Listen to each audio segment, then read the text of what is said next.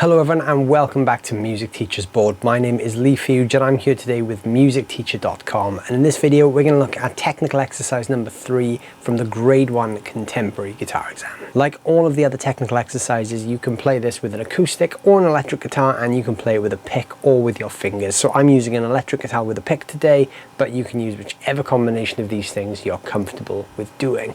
So I'm going to start off by playing the piece in full for you and then we'll break it down. This piece combines chords with some picked arpeggiated chord lines.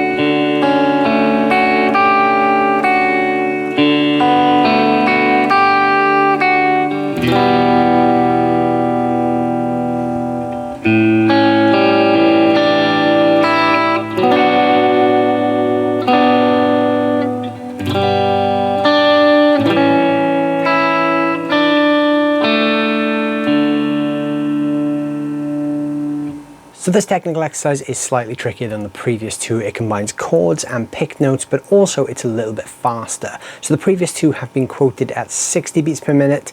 This one is 85 beats per minute. So if you're playing this with a metronome, which you are allowed to do, this is what 85 is going to sound like. So it's a little bit quicker than what you've previously done. So let's start breaking this down straight away. So the initial phrase starts with a D major chord. Now rhythmically I'm playing eighth notes here on the first two beats, so 1 and 2 and quarter notes on the third and fourth beat, so that's just going to be 3, 4.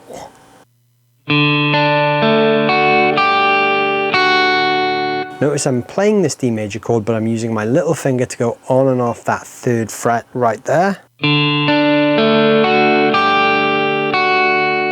Then we're coming on to a D major 7 chord. Now a D major 7 chord is typically played by just barring the G, B and E strings like this with your first finger, but because we're already in this D major shape, it makes sense to keep that middle finger in place. So I'm just going to lift my third finger out of the way and use my first finger to bar across the G and B strings, playing the same rhythm.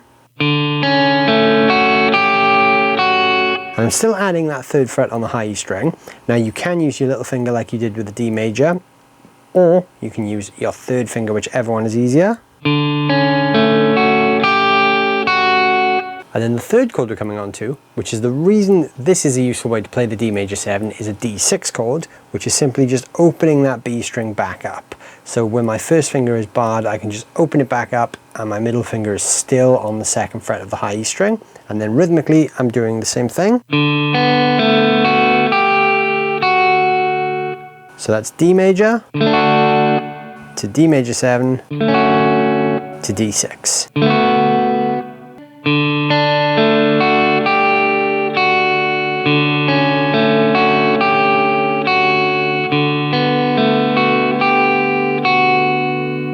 Then I'm just strumming an E minor chord and holding that for a full bar. Then I'm coming to this A7 chord and I'm playing the same rhythm, so 8 notes on the first two beats. Then I'm hitting the third fret on the B string on the third beat and the open E on the fourth beat.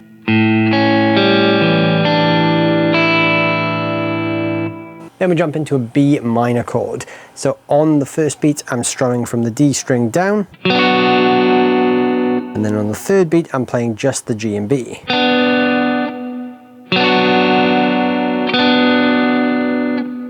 So here's those bars together.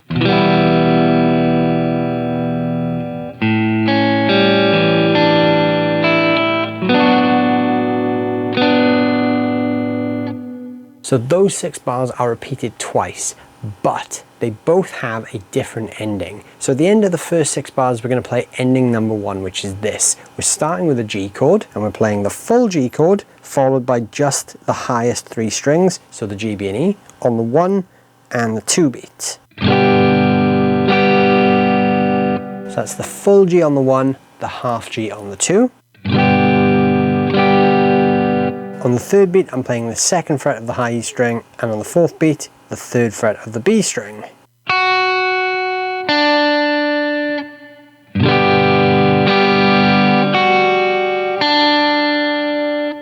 Then I'm going to the A7 chord, playing that on the 1 beat and holding it for 2 beats. I'm strumming this from the A to the B. Then on the 3rd beat, I'm playing the 3rd fret of the B string with my 3rd finger, and the high E string on the 4th beat.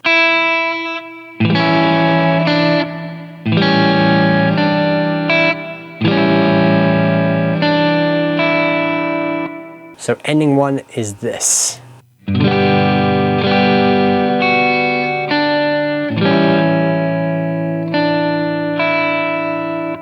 At that point, you would go back to the start of the song, back to the D, and work your way back through. Then, when you get to the end of the B minor bar, we're going to go straight into ending number 2. So once again, we're starting with the G chord, but this time we're starting from the low E string and strumming it down to the B. Playing just the 3rd fret there on the B string on the 2nd beat. The A7 on the 3rd beat. And the high E string on the 4th beat.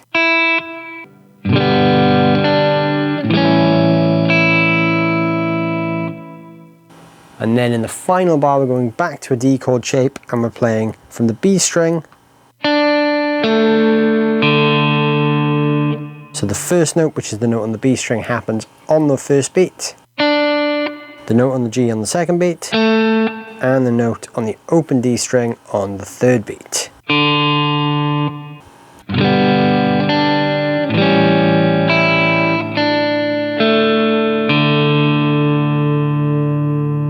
So now you need to put all that together. So here is a full playthrough once more of the entire technical exercise.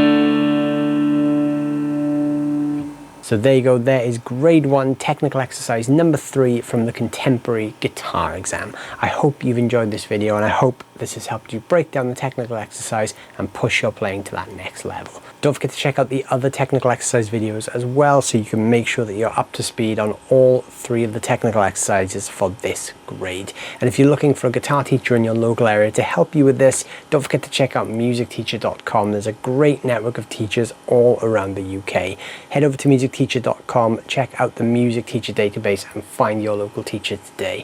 Thank you so much for watching and I'll see you soon.